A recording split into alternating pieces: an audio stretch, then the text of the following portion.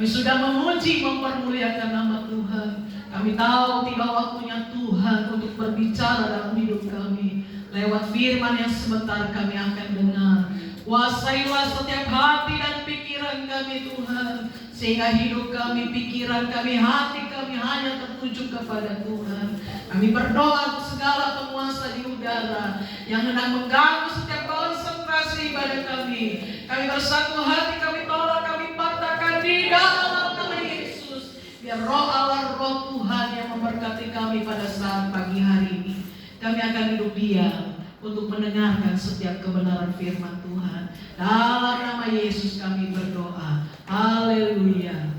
Amin. Puji Tuhan. Shalom Bapak Ibu Saudara. Puji Tuhan. Tuhan Yesus begitu baik ya. Kita bersyukur pagi hari ini. Ada yang pagi hari di atas pakai baju ada? Ada? Apa yang di bawah saja? Coba yang di bawah yang pakai baju adatnya silakan berdiri biar jurinya bisa menilai. Coba berdiri dulu yang pakai baju adat sebelum dengar firman. Itu ada Bapak Philip, ada Ibu Martin, ada siapa lagi? Ayo Ibu, ada Ibu Tasoid, ada Ibu Edi, Ibu Simanjun, Ibu Lili. Ayo, ini gadis Shanghai. Ya. Siapa lagi? Bapaknya cuma Bapak Philip yang komplit. Silakan silakan duduk Bapak Ibu Saudara. Nanti juri akan menilai. Ya, hadiahnya tidak besar, cukuplah beli es mango. Ya, Tuhan. Kita bersyukur. Rupanya minggu kemarin suku gaji ini ngomong gini, tapi saya tunggu tadi dia nggak pakai baju adat. Dia bilang, Bu Gembala, saya kok nggak tahu hari ini pakai baju adat. Ya udah, minggu depan pakai baju adat. Saya kasih lomba ya. Dia tidak pakai, curang dia. Saya pakai apa ini? Bandananya apa dulu itu?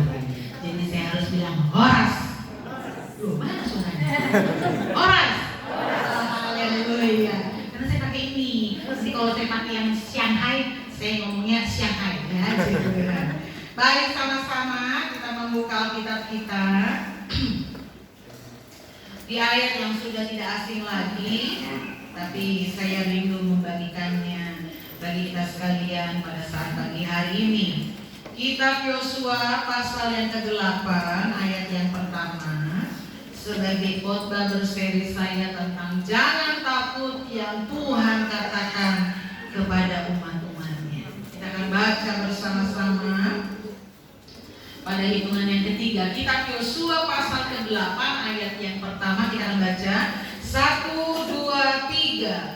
Kemudian berfirmanlah Tuhan kepada Yosua, janganlah takut dan janganlah tawar hati, bawalah seluruh tentara dan bersiaplah, majulah ke Ai, ketahuilah aku serahkan kepadamu raja negeri Ai, rajanya, kotanya, dan negerinya. Tuhan, latar belakang ayat yang pertama ini ada di ayat yang pada pasal yang ke-6. Jadi mundur 2 pasal. Dalam pasal yang ke-6 itu adalah perikopnya mengatakan jatuhnya tembok Yeriko. Bangsa Israel Tuhan katakan itu kota akan engkau miliki. Nah, terus ini kotanya besar. Kota maju, kota besar, penduduknya banyak. Lalu orang-orang tentaranya ini hebat-hebat. Kenapa demikian? Karena dia punya tembok yang menjadi kota Yeriko itu, temboknya itu kira-kira ketebalannya itu bisa 2 mobil diparkir di sana. Ya, kira-kira demikian. Tembok yang besar. Dalam pasal yang ke-6, Tuhan serahkan kota Yeriko itu hanya dengan apa? Hanya dengan berkeliling, tidak boleh berbicara. Selama berapa hari? 7 hari. Tapi pada hari yang ke-7, 7 kali keliling kota itu, tembok itu, dan Tuhan bekerja, Pak, tembok itu roboh. Lalu mereka maju berperang dengan orang-orang yang ada di Yeriko, dan Tuhan kasih kemenangan.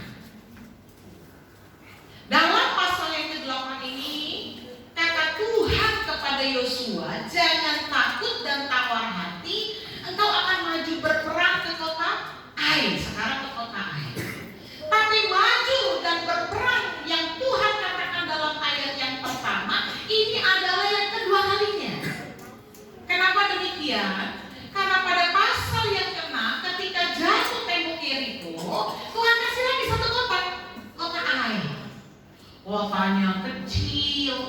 penduduknya sedikit, orang-orangnya juga nggak hebat-hebat berperang sekali, kotanya kecil, sehingga Yosua hanya kirim itu kira-kira orang yang berperang dalam pasal yang ke-7 itu hanya kira-kira 3.000 orang aja.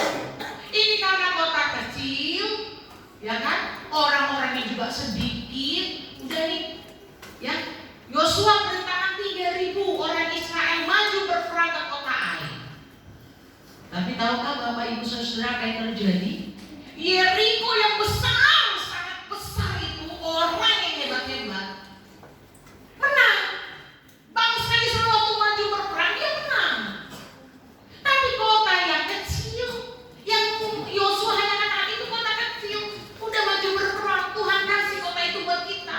Hanya 3.000 orang aja untuk maju berperang. Apa yang terjadi Bapak Ibu Saudara? Bangsa Israel itu kalah, sampai mereka lari, di belakangnya musuhnya. Biasanya musuh di depan, bangsa Israel di belakang lari, kan begitu kan? Berperang, kejar mereka, kan begitu. Namanya orang perang. Tapi ini bangsa Israel lari. Kenapa? Karena kalah. Sehingga bangsa Israel dikatakan di dalam pasal yang ke-7, nanti baca ya di rumah. Kalau sekarang saya bacain kelamaan. Dalam pasal yang ke-7 itu dikatakan bangsa Israel sehingga harus mati 36 orang. Dan di dalam, coba lihat dulu, di dalam Yosua pasal 7 ayat yang ke-5, coba lihat dulu. Yosua pasal 7 ayat yang ke-5. Sebab orang-orang Ai menewaskan kira-kira 36 orang dari mereka. Orang-orang Israel itu dikejar dari depan pintu gerbang kota itu sampai ke Shebarim dan dipukul kalah di lereng. Kata-kata selanjutnya, lalu tawarlah hati bangsa itu amat sangat. Bangsa Israel waktu melihat kenyataan itu, mereka menjadi tawar hati, sedih. Kenapa? Oleh karena mereka kalah. Untuk memenangkan kota Ai yang kecil mereka kalah. Sedangkan baru beberapa waktu lamanya, kota Yeriko yang sangat besar, yang hebat luar biasa tentaranya, mereka dapat pukul kalah. Ayat yang ke-6 dikatakan Yosua itu sampai mengoyakkan jubahnya. Dia berlutut, Alkitab katakan sepanjang hari Yosua menaruh wajahnya ke lantai, ke tanah, dan menaruh debu itu di atas kepalanya. Kenapa? Itu artinya sangat-sangatlah Yosua itu kaget, tidak menyangka. Kenapa kota yang kecil mereka maju berperang kok kalah? Ini kan seringkali menjadi juga pertanyaan kita. Tuhan sudah tolong kita melewati masalah yang besar, kesulitan yang dahsyat luar biasa. Tuhan sudah tolong, Tuhan sudah kalahkan, Tuhan sudah bela hidup kita. Tapi seringkali kita lupa, pada waktu ada masalah yang kecil yang seringkali juga Tuhan kasih kita kalah. Kenapa itu terjadi? Menjadi pertanyaan kita sekalian. Tuhan, dalam pikiran kita seringkali kita berkata, ini hanya masalah kecil. Tapi kok saya tak menang Tuhan? Kok saya kalah ya Tuhan? Rasanya ini hanya masalah yang sepele, hal-hal yang kecil, kok saya tak menang? Jawabannya Bapak Ibu Saudara, kita dapat melihat di dalam Yosua pasal 7 ayat yang pertama. Kita akan lihat kenapa mereka mengalami kekalahan. Yosua pasal 7 ayat yang pertama.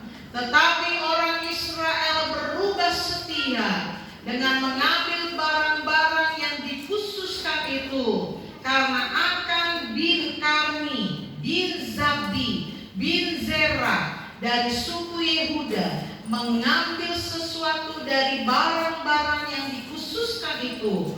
Lalu bangkitlah murka Tuhan terhadap orang Israel. Ayat yang ke-11, satu ayat lagi, ayat 11. Orang Israel telah berbuat dosa. Mereka melanggar perjanjianku yang kuperintahkan kepada mereka. Mereka mengambil sesuatu dari barang-barang yang dikhususkan itu. Mereka mencurinya, mereka menyembunyikannya, dan mereka menaruhnya di antara barang-barang. Terjadi kekalahan yang mereka alami adalah kenapa? Karena yang terjadi di sana ada dosa yang disembunyikan. Alkitab katakan mereka mencuri, mereka mengambil, mereka menutupi, itu semua ditutup ke bagian yang paling bawah di antara barang-barang. Kenapa? Oleh karena ada dosa yang terjadi. Bapak Ibu Saudara dikasih oleh Tuhan, yang sering kali saya mau katakan kepada kita sekalian, kenapa kita gak menang bersama dengan Tuhan? Kenapa kita gak bisa melihat pertolongan Tuhan? Kenapa doa kita mungkin kita berkata, oh doaku gak dijawab ya Tuhan? Atau kita berkata, Tuhan aku kok gak bisa menikmati berkat Tuhan? Kenapa? Jangan-jangan ada dosa yang tersembunyi di sana. Itu saya seringkali katakan kepada anak-anak, ingat baik-baik, memang kita tidak lihat, orang tua ini tidak lihat. Tapi ingatlah, sekalipun ngumpet dalam lubang semut, Tuhan pun ada di sana. Terbuka kita ini di hadapan Tuhan. Saya ada satu pendeta senior yang mengatakan, hati-hati jika engkau mungkin hari ini sedang menyembunyikan ketidakjujuran. Mungkin hari ini kau sedang menyembunyikan dosa yang terselubung. Ingat, pada waktunya Tuhan pasti akan singkapkan. Dosa terjadi, gak ada yang tahu. Siapa sih yang tahu? Gak ada yang tahu. Hanya keluarganya si Akan aja, karena Akan ini berbuat dosa. Gak ada yang tahu. Yosua gak tahu. Seluruh bangsa Israel gak tahu. Karena nanti pada waktu itu Yosua minta siapa Tuhan yang berbuat dosa, minta petunjuk daripada Tuhan, siapa Tuhan yang menyembunyikan dosa. Itu maju satu-satu sukunya. Suku ini kata Tuhan bukan, suku Yehuda. Sudah maju suku Yehuda. Alkitab katakan suku-suku ada anak-anak lagi. Yang mana ini yang maju? Oh, yang ini lagi, maju yang ini, maju yang ini, sampai ketemu orangnya. Lihat Bapak Ibu Saudara. Dosa itu di hadapan Tuhan terbuka. Tidak ada yang dapat disembunyikan dari hadapan Tuhan. Saya ingat sekali dalam kitab Mazmur dikatakan begini, rubah-rubah kecil ketika dia masuk dalam kebun anggur. Alkitab katakan kebun anggur itu menjadi habis, rusak oleh karena rubah-rubah kecil. Ingat baik-baik, mungkin hari ini kita berkata dosa ini kecil, dia tidak apa-apa.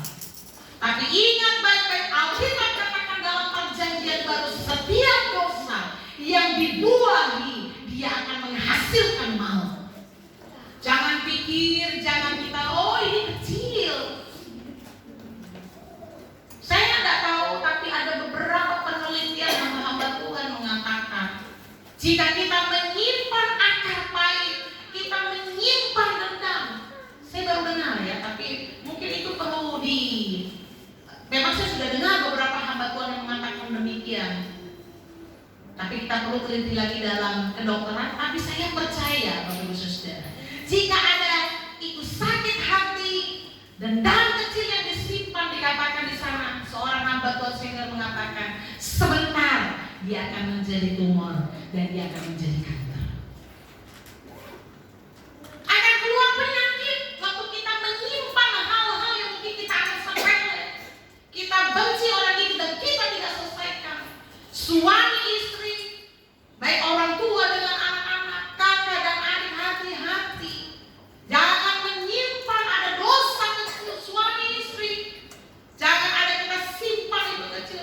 Alkitab katakan jangan pernah kasih kesempatan iblis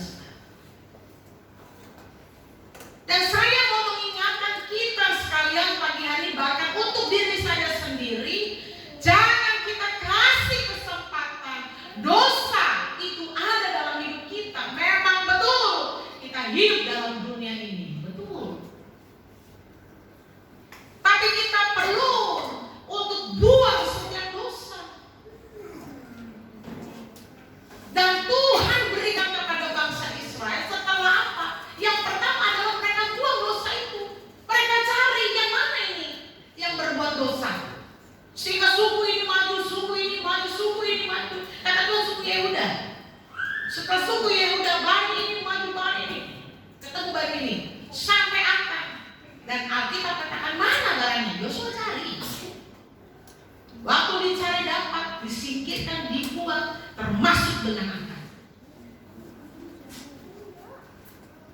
Bagaimana akhirnya bangsa Israel dapat mendapatkan satu kemenangan? Yang pertama adalah buang setiap dosa. Bapak Ibu Saudara, saya tidak mau jadi hakim bagi kita sekalian pagi hari ini.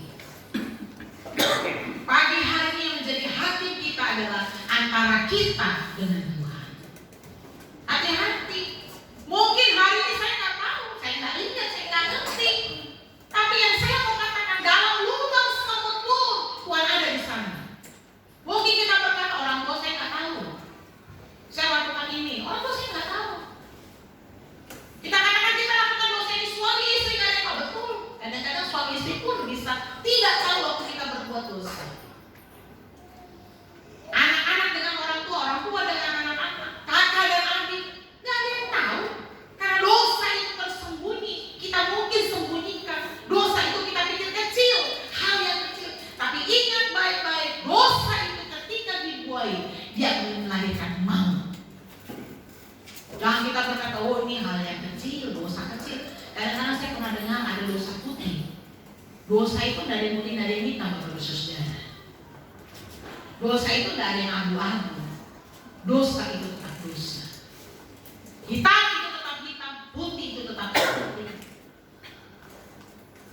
Dan bangsa Israel dapat kemenangan adalah waktu dia buang segala dosa. Nah, ini menjadi keputusan bagi kita sekalian, bagi saya, bagi Bapak Ibu Saudara. Mau tak kita melepaskan dosa, kita buang itu dosa. Sakit hati, dendam, kekecewaan. Masih banyak Bapak Ibu Saudara, apa yang kita simpan hari ini? Jangan sampai itu yang menggerogoti hidup kita. Kita tidak dapat meraih kemenangan. Kita berkata, kok Tuhan tidak jawab doa kita? Bukan karena Tuhan tidak jawab doa kita, tapi ada dosa yang tersembunyi yang seringkali kita tahu dalam hidup kita.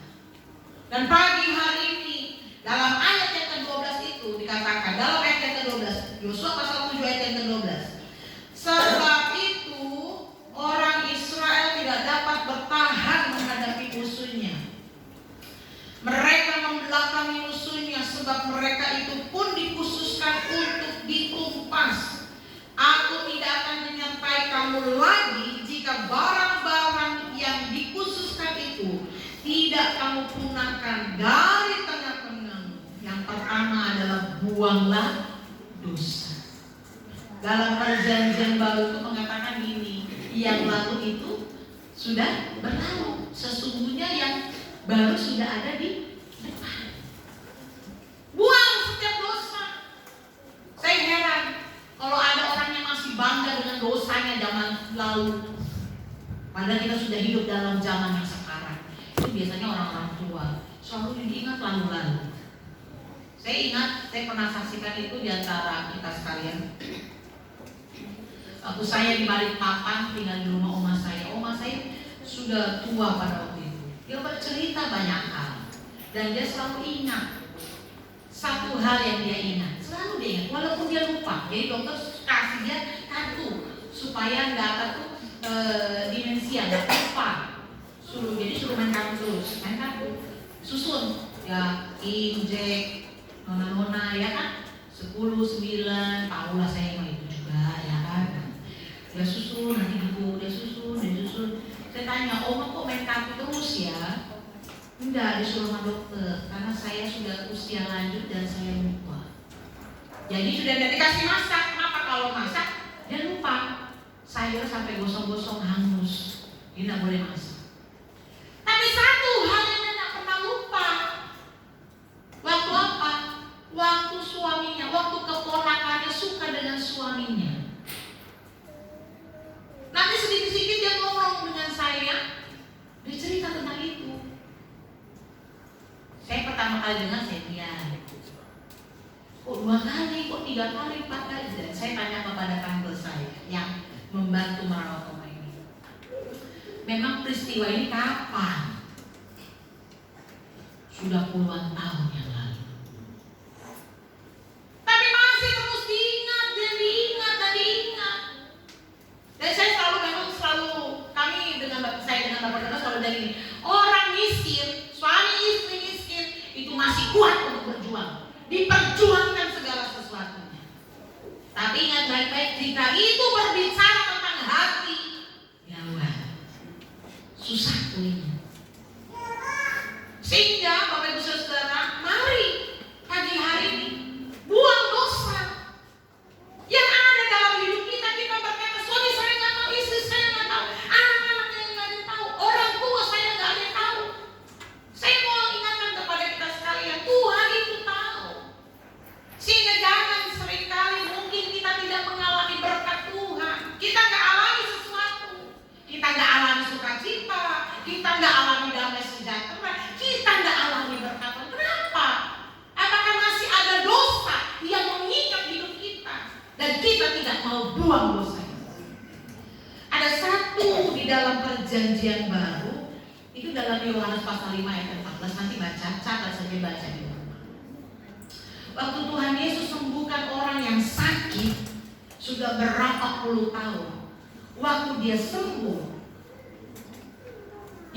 Tuhan Yesus berkata, jangan berbuat dosa lagi. Yesus berkata kepada orang itu, jangan berbuat dosa lagi. Kita berkata, saya hidup dalam dunia ini, semuanya menginginkan saya untuk berbuat dosa. Tapi kita punya prinsip, kita harus membuang setiap dosa. Tidak ada boleh ada lagi dosa, sehingga kita supaya dapat menikmati berkat-berkat Tuhan. Yang kedua, ketika yang pertama buang segala dosa, dalam ayat yang ke-13 dikatakan demikian. Yosua pasal 7 ayat yang ke-13. Bangunlah, kuduskanlah bangsa itu dan katakan, kuduskanlah dirimu untuk esok hari. Sebab demikian firman Tuhan Allah Israel. Hai orang Israel, ada barang-barang yang dikhususkan di tengah-tengahmu. Kamu tidak akan dapat bertahan menghadapi musuhmu sebelum barang-barang yang dikhususkan itu kamu jauhkan dari tengah-tengah kamu. Yang kedua apa? Kenapa bangsa Israel tidak mengalami kemenangan? Karena mereka tidak mengkuduskan hidup mereka. Yang pertama memang ada dosa. Nah, harus kita buang dosa itu. Dan yang kedua adalah hidup ini harus kudus di hadapan Tuhan, Bapak Ibu Saudara. Hidup bukan kata orang lain, Bapak Ibu Saudara. Saya selalu bilang dengan anak-anak yang ada di rumah, jangan hidup kita hidup oleh karena perkataan orang lain, tapi kita harus hidup oleh karena perkataan Tuhan. Dan perkataan Tuhan dalam ayat yang ke-13 adalah bangun, bangkit, kuduskanlah hidupmu. Hari ini kita harus berkata pada diri kita, bangun, ayo, kuduskan hidup kita. Memang kita hidup dalam dunia ini, tapi dalam kitab Roma 12 ayat yang kedua, janganlah kamu serupa dengan dunia ini. Dunia boleh melakukan hal-hal macam-macam, tapi kita belajar untuk kuduskan hidup kita. Untuk apa? Mengisahkan hidup kita dengan dunia ini. Apa bedanya jika kita sama dengan dunia ini? Nggak ada bedanya. Alkitab katakan gelap dan terang tidak dapat bersatu. Makanya Roma pasal 12 ayat yang kedua, kuduskanlah, jangan kamu serupa dengan dunia ini, berubahlah dengan pembaruan budimu, sehingga kau dapat bedakan mana yang baik, mana yang tidak baik. Kuduskan hidup kita bukan artinya hari ini kita berteman dengan orang-orang Kristen saja. Enggak, karena di sekeliling kita banyak orang. Tapi berbicara kuduskan hidup kita, kita nggak jadi satu dengan mereka. Kita nggak sama. Kita harus melakukan satu perbedaan. Jika kita sama dengan dunia ini, Alkitab katakan gelap dan terang tidak dapat bersatu. Kita harus beda. Kita harus kuduskan hidup kita, sehingga kita dapat melihat pertolongan Tuhan. Nah, Bapak Ibu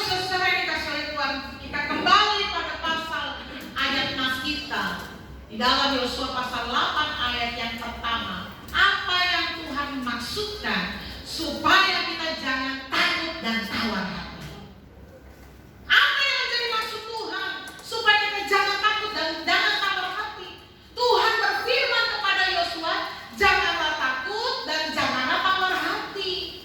Ini keduanya, bawalah seluruh tentara dan bersiaplah, majulah ke Ai. Ketahuilah aku serahkan kepadamu raja negeri Ai, rakyatnya, kotanya dan negerinya. Ini janji Tuhan. Kita gak hanya melihat pertolongan Tuhan yang besar, pertolongan yang kecil pun Tuhan akan berikan. Gak sampai di sana Tuhan katakan, ketahuilah aku serahkan padamu raja negeri Ai, rakyatnya, kotanya, negerinya, semuanya untuk kita. Maksud Tuhan jangan takut dan tawar hati adalah yang pertama, catat baik-baik Bapak Ibu Saudara. Lakukan bagian kita dan Tuhan akan mengerjakan bagian Tuhan. Untuk melihat pertolongan Tuhan, jangan takut dan jangan tawar hati ini. Berbicara apa? Lakukan bagian kita. Apa yang kita bisa kerjakan? Ya, kita bekerja seperti bangsa Israel, berperang, maju. Setelah membereskan tentang rohani jasmani mereka, setelah mereka membereskan tentang rohani mereka, kehidupan rohani mereka dengan Tuhan, mereka lakukan bagian mereka. Mereka maju, mereka berperang. Dan saya mau katakan, kita lakukan bagian kita dan Tuhan akan kerjakan bagian Tuhan. Bapak Ibu Saudara, kerja. Usahakan. Tuhan akan mengerjakan bagiannya Tuhan. Saya ingat sekali dalam kitab Keluaran pasal 14, itu dalam ayat yang ke-14. Ketika bangsa Israel keluar dari tanah Mesir, itu bangsa Mesir di belakang mengejar. Dalam ayat yang ke-13 itu dikasih lihat itu bangsa Mesir yang mengejar. Tapi dalam ayat yang ke-14 dikatakan, Tuhan akan berperang untuk kamu dan kamu akan diam saja. Karena bangsa Israel sudah mengerjakan bagiannya, bukan dia diam. Diam itu mereka gak keluar dari Mesir. Tapi bangsa Israel itu sudah keluar dari Mesir. Dan ada satu tantangan yang berat di depan, laut Teberau. Dan Alkitab katakan Tuhan akan berperang untuk kamu dan kamu akan diam saja. Ada waktunya kita lakukan bagian kita dan Tuhan lakukan bagiannya Tuhan. Hari ini usahakan, kerjakan, kata Tuhan berperang, maju. Bukan hari ini yang maksudnya berperang tuh Bapak Ibu Saudara bikin perkelahian di depan, enggak. Tapi berperang dengan kehidupan ini, maju, berperang. Tuhan akan lakukan bagian kita, Tuhan akan lakukan bagiannya Tuhan dan kita lakukan bagian kita. Ini yang perlu kita ingat Bapak Ibu Saudara. Tuhan itu akan bekerja setelah kita melakukan bagiannya kita. Tuhan akan bekerja. Sekalipun saya percaya Tuhan sanggup kirimkan segala sesuatunya. Tapi hari ini yang Tuhan ingatkan kata jangan takut dan jangan tawar hati adalah lakukan bagian kita dan Tuhan akan mengerjakan bagiannya. Yang kedua adalah tetap kuat dan teguh dalam Tuhan dimasuk ke sana. Jangan takut dan jangan tawar hati. Orang yang tawar itu gini sepertinya. Dalam beberapa terjemahan dalam Kamus Besar Bahasa Indonesia dikatakan orang yang tawar hati itu merasa lemah, merasa apa? Putus asa, merasa apa lagi? Enggak bersemangat. Karena jangan takut dan jangan tawar hati adalah kita tetap kuat dan teguh di dalam Tuhan. Harus tetap kuat dan teguh. Kalau kita enggak bersemangat, kita putus asa, kita lemah, kita tidak akan pernah melihat pertolongan Tuhan. Alkitab katakan apa? Hati yang gembira adalah semangat yang patah mengeringkan tulang. Itu kalau semangat udah patah, Alkitab katakan mengeringkan tulang. Sudah. Artinya itu udah sakit nggak tahu kemana-mana. Artinya udah kita ini tulang aja sampai kering. Coba lihat. Semangat yang mana itu dapat mengeringkan tulang. Bukan daging lagi yang kering, tulang yang kering. Sehingga hari ini engkau harus tetap kuat. Engkau harus tetap teguh di dalam Tuhan. Tetap semakin semangat di dalam Tuhan. Ada yang menghadapi masalah semakin mungkin kita tawar hati. Ada yang sekarang ini, saat ini mungkin kita sedang berhadapan dengan situasi yang sulit. Lalu kita menjadi tawar hati kepada Tuhan. Aku gak semangat lagi Tuhan. Aku rasanya gak susah untuk mengucap syukur Tuhan. Saya mau katakan kepada kita sekalian, kita perlu tetap terus berdiri teguh dan kuat di dalam Tuhan. Kita akan melihat pertolongan Tuhan. Dan yang ketiga adalah kata jangan takut dan jangan tawar hati adalah tetap percaya dan tetap pegang firman Tuhan. Tetap percaya kepada Tuhan bahwa Tuhan sanggup melakukan segala sesuatunya. Tetap percaya, tetap pegang firman Tuhan. Saya itu selalu bilang sama Florence dengan Jade ketika kami suka ada di kamar. Saya selalu bilang, bagi mami sama papi ini adalah tentang berbicara tentang hanya pelayanan. Hanya pelayanan, berbicara tentang pelayanan. Hidup ini hanya berbicara tentang melayani dan melayani. Sehingga segala sesuatunya menurut saya, ya boleh ada, boleh tidak. Saya pernah bilang dengan Flora, dengan Jen, bahkan akhir-akhir ini saya katakan dengan Jen, dulu mami sama papi waktu menikah, kami kemana-mana berdua hanya naik sepeda. Hamil Florence pun saya naik sepeda dengan Bapak Gembala. Ya mungkin kalau sekarang kami berdua naik sepeda, saya ditinggal sama Bapak Gembala. Karena saya udah gemuk banget ya kan, gak kuat di goncengnya. Karena dulu masih kecil, naik sepeda juga, ya lagi hamil anak pertama ya, udah sepedanya dudukannya kayu ya kan, kayu besi ya kan. Tapi dinikmati. Karena saya tahu, saya percaya. Dan saya harus tetap pegang janji firman Tuhan dalam hidup saya. Dan saya selalu bilang kepada anak-anak, kalau kau sedang diproses Tuhan, ingat terus tetap percaya dan pegang janji firman Tuhan. Asalkan kamu tetap hidup kudus dan tidak ada dosa di dalamnya. Susah? Gampang. Dibilang gampang? Susah. Kalau dosa itu sudah mengikat kita, kita susah untuk lepaskan. Tapi saya percaya bagi orang yang sudah melepaskan setiap ikatan-ikatan itu, dia akan melihat segala pertolongan Tuhan. Kalau hari ini kita sedang diproses oleh Tuhan, tetap percaya, tetap pegang janji firman Tuhan. Kemarin itu saya bermimpi. Saya bermimpi tentang seorang ibu gembala. Lalu saya WA dia. Setelah saya WA dia nggak jawab. Saya WA lagi ke suaminya.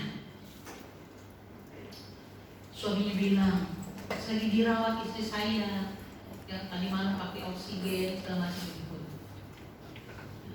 Setelah itu saya share di grup hamba Tuhan, bantu doa ya untuk ibu gembala ini sedang sakit gini-gini. Saya ditelepon dengan gembala senior, mau nggak kita ke rumah sakit? Saya bilang saya mau ke rumah sakit, saya mau besuk, saya bilang itu. Bareng ya sama tante, oke. Waktu saya besuk, ibu gembala ini menasehati ibu gembala ini ya. Ini semuanya ibu gembala ya, jadi menasehati. Beliau berkata-kata, saya nangis. Lalu saya bilang begini dalam hati saya dalam perjalanan pulang. Yang berbicara ini bukan orang tua. Kalau orang tua berbicara mungkin, oh ya kasihan kamu jangan. Tapi jika ini yang berbicara hamba Tuhan, saya bilang kepada diri saya bilang kepada Bapak Gembala, ini yang berbicara ibu gembala. Ini yang berbicara adalah hamba Tuhan. Jadi keras. Dia katakan apa? Kalau kamu gak sungguh-sungguh melayani Tuhan, jangan sampai kamu dikejar seperti Yunus. Waduh. Saya waktu dengar itu saya merinding kemenangan. Sepanjang malam saya gak bisa tidur. Saya pagi mau WA ibu ini lagi sakit kan ya. Saya pikir sudah tenang, sabar ya, tetap kuat. Itu berkata seorang hamba Tuhan yang bilang, saya mau WA seperti itu. Tapi ini ragu, mau WA Anda, mau WA Anda, mau WA Anda. Tiba-tiba ibu ini telepon dari rumah sakit. Cici, karena saya lebih tua, dia panggil saya Cici. Ya, ada yang panggil saya Tante Cici, ada yang panggil aku semacamnya panggil saya Cici. Dia bilang gitu. Iya, kenapa? Suami saya tabrakan. Saya langsung Tuhan Yesus. Nyaman Tuhan sudah mau pulang kampung Bapak Ibu Saudara. Karena lihat tantangan yang begitu berat. Jemaat tidak mendukung. Saya sedih. Waktu yang pertama saya datang, dia bilang, saya mau pulang kampung. Dia mau tinggalkan pelayanan. Dia tidak bisa kalahkan diriku. Dia juga tidak bisa kalahkan kota Ai. Diriku nggak menang, aku nggak menang. Dan dia bilang dia mau pulang kampung, Bapak Ibu Saudara. Jangan, saya bilang gitu ya. Memang berat melayani Tuhan. Tapi kalau percaya dan pegang jadi firman Tuhan, saya sudah katakan demikian. Dia sakit. 8 hari dirawat dalam rumah sakit. Ini yang sudah kedua kalinya. Nah, waktu saya kasih pengumuman yang kedua, Ibu Pendeta Senior datang. Dan dia katakan demikian. Kalau kamu lari dari panggilan Tuhan, Tuhan akan kejar kamu seperti Yunus. Tahu Yunus? Gelombang besar sampai jatuh ke dalam laut, dimakan ikan, Bapak Ibu Saudara. Tinggal dalam perut ikan 3 hari. Sampai dia berdoa dan minta ampun kepada Tuhan. Tuhan muntahkan dia. Waktu dia mau pulang kampung, kalau saya bilang hanya percaya pegang janji Tuhan. Jangan pegang janji manusia. Manusia itu mengecewakan. Mau dia kaya, mau dia miskin. Manusia itu mengecewakan. Tapi kalau engkau pegang janji Tuhan, Tuhan tidak pernah mengecewakan hidupmu. Besok suaminya kecelakaan tunggal, nabrak trotoar, ngantuk rupanya, nabrak pohon. Jadi kepalanya retak, rahang ini bergeser. Harus 2 operasi yang dia lakukan. Operasi rahang dulu, baru operasi yang terakhir otak. Saya mau ingatkan kepada kita sekalian, Bapak Ibu Saudara, buang setiap dosa, kuduskan hidup kita di dalam Tuhan, supaya kita melihat pertolongan Tuhan. Kalau Tuhan katakan jangan takut dan jangan tawar hati, lakukan di bagian kita, Tuhan akan lakukan bagian yang Tuhan. Kalau engkau sungguh-sungguh sudah buang dosa, engkau sudah dikudus di hadapan Tuhan. Yang selanjutnya apa? Tetap kuat, tetap teguh berdiri. Mau ada angin, badai pun sekalipun kita tetap kuat di dalam Tuhan. Kita tetap teguh percaya kepada Tuhan. Dan satu lagi, tetap percaya, pegang janji firman Tuhan. Selalu percaya dan pegang janji firman Tuhan. Saya selalu katakan kepada anak-anak, hidup ini melayani. Sehingga saya selalu memacu, memotivasi anak-anak, ayo terus melayani Tuhan. Apa yang bisa kamu lakukan? Ambil, layani. Apa yang bisa kamu lakukan? Ambil, layani. Hidup ini hanya berbicara tentang melayani Tuhan, Bapak Ibu Saudara. Bukan artinya semua nanti jadi pendeta, enggak. Tapi waktu engkau dengan suami istri saling melayani, anggap ini yang kau berikan kepada Tuhan. Orang tua mengasihi anak-anak, merawat, mendidik dengan baik, seperti engkau melayani Tuhan. Anak-anak pun demikian, hormat, taat kepada orang tua, mengasihi orang tua, seperti yang kau berikan kepada Tuhan. Saya percaya Bapak Ibu Saudara, firman Tuhan itu iya dan amin. Setiap iota yang Alkitab katakan, setiap iota, satu titik, itu akan terdengar. Itu akan menjadi bagian saya dan kita semua. Amin. Pegang janji Tuhan, tetap percaya kepada Tuhan. Tuhan akan memberkati hidup saya dan kita semua untuk mencapai kemenangan. Saya mengundang pemain musik Saya rindu menaikkan sebuah pujian. Allah turut bekerja dalam segala perkara. Haleluya Yesus. Haleluya Yesus. Haleluya. Haleluya Tuhan, Kau Allah yang turut bekerja dalam segala perkara Tuhan. Haleluya.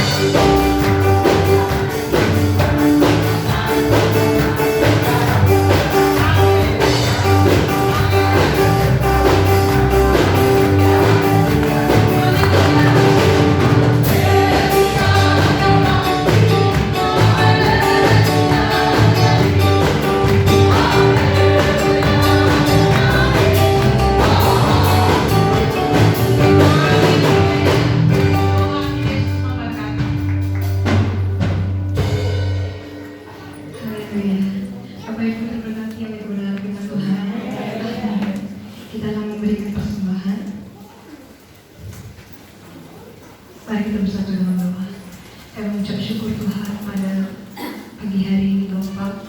Kami menyerahkan Tuhan kegiatan kami selanjutnya, yaitu persembahan Tuhan yang memberkati dari kuasa darah Bapak.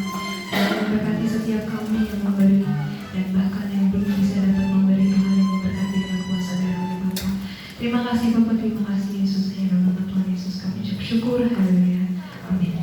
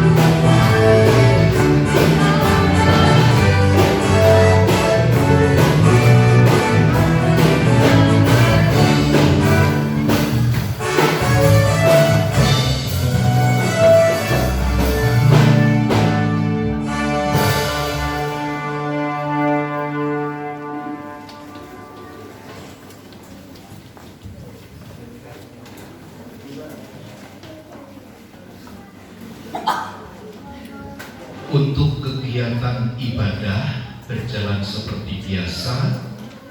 Hari Rabu ada ibadah tengah minggu jam 7 malam. Hari Kamis ada doa malam. Kemudian hari Sabtu ada ibadah Yud, Minggu ibadah setelah minggu jam 7.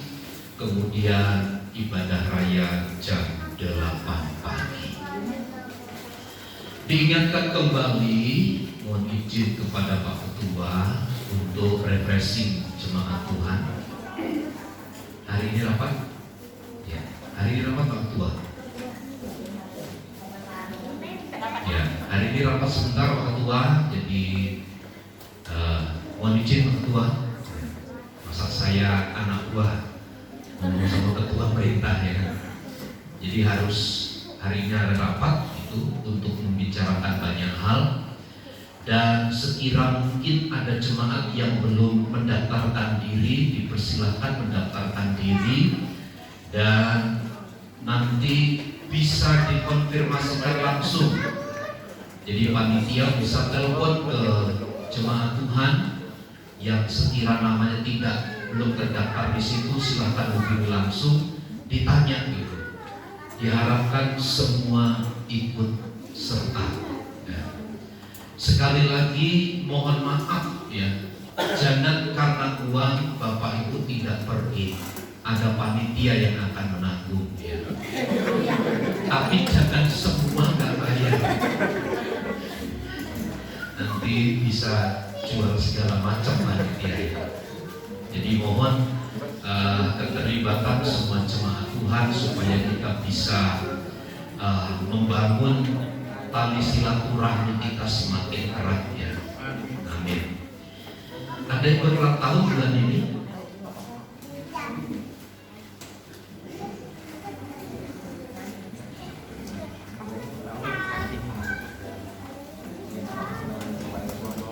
Selamat ulang tahun Ibu Felicia tanggal 24 April Selamat ulang tahun buat Bapak Freddy yang tanggal 24 April juga berulang tahun. Kemudian selamat berulang tahun kepada Saudara Wendy tanggal 22. Tuhan Yesus memberkati. Kok tiba-tiba sudah ada keputusan pemenangnya? Ya, nanti yang pakai baju adat semua maju ke depan setelah ibadah foto. Jadi nanti profil GPIA Permata diubah jadi yang pakai baju adat hari ini. Ya, saya nggak pakai baju adat, saya nggak foto. Ya. Yang pakai baju adat silakan nanti foto ke depan, akan dijadikan profil gereja kita. Ya, Tuhan memberkati.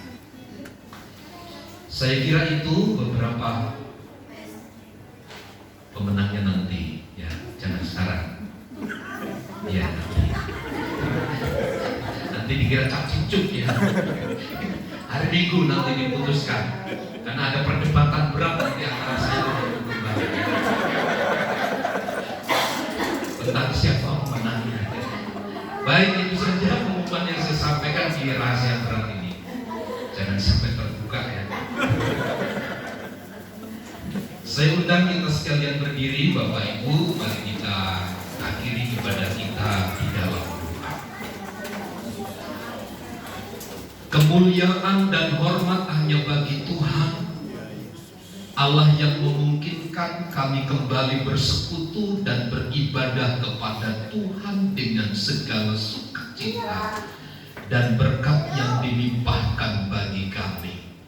Baik melalui pujian kami dalam pemberitaan firman Allah, dalam semua aktivitas kegiatan ibadah ini, kiranya nama Kristus yang selalu disanjung dan ditinggikan. Berkati hamba-hambamu, pelayan-pelayanmu yang telah terlibat dalam pelayanan. Kau memberkati seluruh sidang jemaat Tuhan yang hadir. Mari Allahku, Engkau terus memberkati kami, berkati keluarga, berkati usaha dan pekerjaan kami.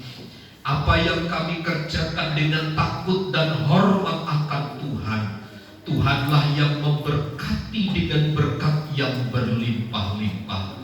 Berkati kami sebagai anak, berkati kami sebagai orang tua. Lawatan Tuhan dinyatakan kepada kami dengan sempurna.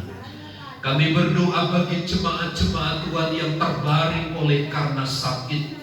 Hamba berdoa buat anak kami Benyamin, pulihkan dengan sempurna dalam nama Yesus.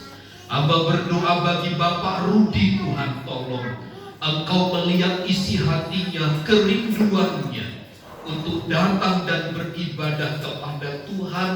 Namun oleh karena sakit yang ia derita, dia belum bisa hadir di tempat ini. Satu kerinduan kami, perjumpakan keluarga ini dengan Tuhan, untuk mereka melihat kuasa dan kemuliaan dari Allah. Oma Unggan, kami berdoa bagi Oma Tanpinio, Oma Evelyn. Tuhan berkati mereka dengan kekuatan kesehatan yang baru. Kami berdoa bagi Opung Bonar, pulihkan pasca operasinya. Tuhan lawat dalam anugerah dan pertolongan dari Tuhan. Ibu Felicia yang berulang tahun, Bapak Freddy yang berulang tahun, Saudara Wendy yang berulang tahun, berkati mereka sekalian. Bangsa dan negara kami serahkan kepada Tuhan. Gereja-gereja Tuhan dimanapun berada, Tuhan yang melawat dan memberkati. Berkati gerejamu di tempat ini.